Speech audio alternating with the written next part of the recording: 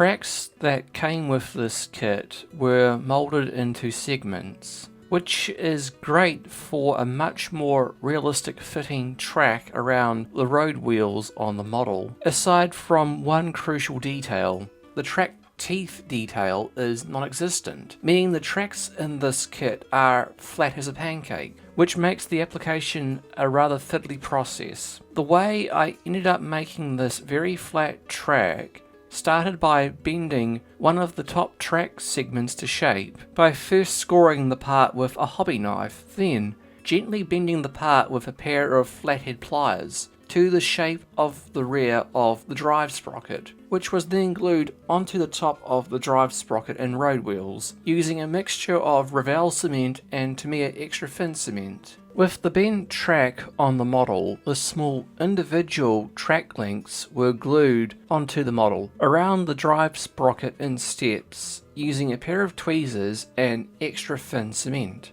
That was then left dry before the next track segments were glued onto the model by gluing the top tracks on first and in steps. That helped with not only the alignment of the tracks, but also forming the distinctive shape of the Jagdpanther and Panther Tank tracks. After the assembly of the top tracks were dried, it was then time to apply the bottom tracks in the exact same way.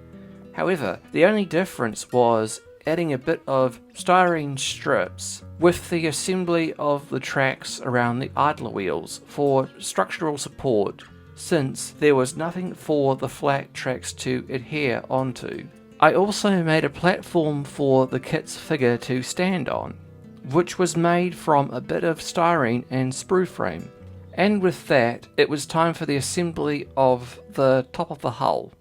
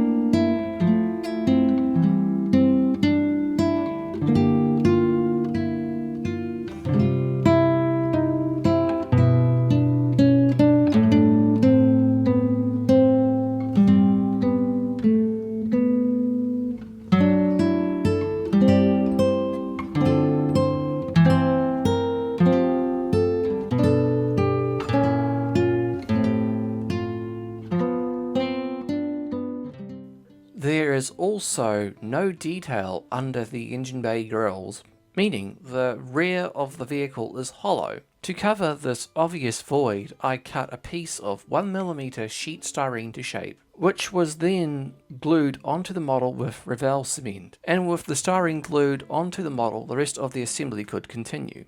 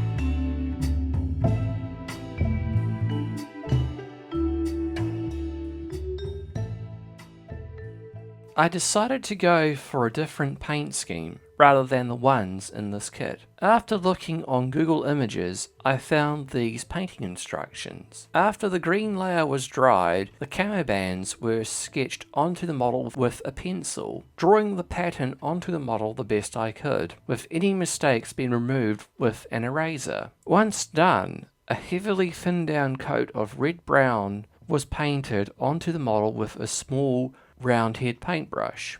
After the first layer of paint was completely dry, a second coat of brown paint was applied in the same way. Then, the Panzer Yellow was applied in the same way, by applying the first coat of Panzer Yellow paint thinned down with acrylic paint thinners, using a round head paintbrush to apply the paint. After the yellow bands were painted, the model was left to dry. Then, a second layer of Panzer Yellow was applied in the same way. After drying, I painted a series of outlines around the colour bands. This will add a bit of contrast to the paintwork. I first painted a very thin coat of dark green around the edge of the green colour, and into the areas where shadows would naturally be, using a small roundhead paintbrush to achieve this. This entire process was also repeated with the red-brown layer, painting the outline around the edge of the brown bands and into the recessed areas on the model. After the outlines were painted, the highlights were also brushed onto the model. After the outlines were painted, the highlights were also brushed onto the model. In this case, a few drops of yellow were mixed into the green colour, which were then brushed into the centres of the green bands and on the tops of the raised details, using both a small roundhead and flathead paintbrushes, and with the highlights painted, the smaller details were then painted.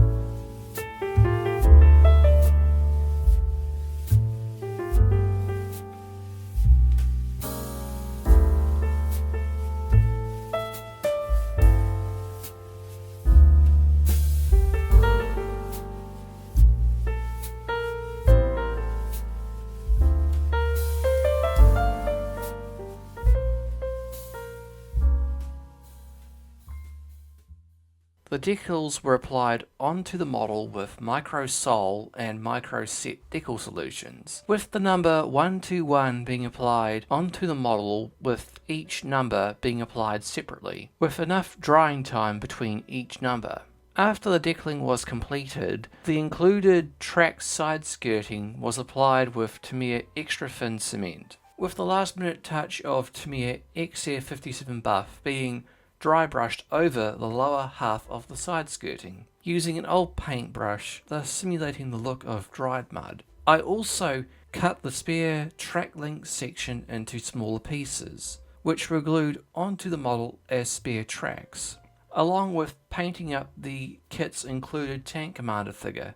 He too was glued onto the model, and with that this model was completed. Now it was time to make a diorama for the Jagdpanther.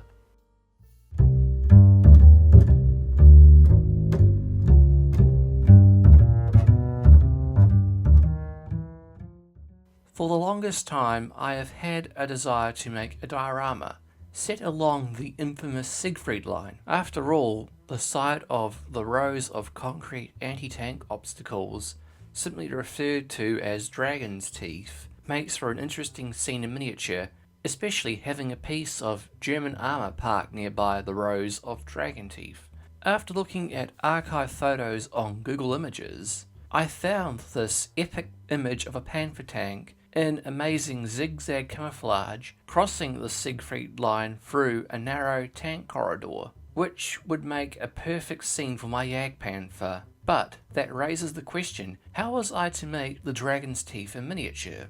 Since this was only a 1/72nd scale kit, and well, not the best model kit to make, here was the perfect opportunity for a bit of scale modelling experimentation. Starting with a 1 cm wide strip of 10mm XPS foam, I started by marking out 1.5 cm spaces for the teeth, with a 1 cm gap in between each tooth, thus forming the shape of the concrete base of the dragon's teeth. I then cut out 2 cm tall rectangles from a 1.5 cm XPS foam strip, which had a 0.5 cm slope at the top. Then the foam piece was cut with a standard box cutter, with the sides being cut at a similar shape, thus forming a flat top pyramid shape. Once all the pieces were cut to shape, both the strips and teeth were glued onto the diorama base with Mod Podge matte glue. And with the basic shape of the diorama was made, it was time to form the terrain.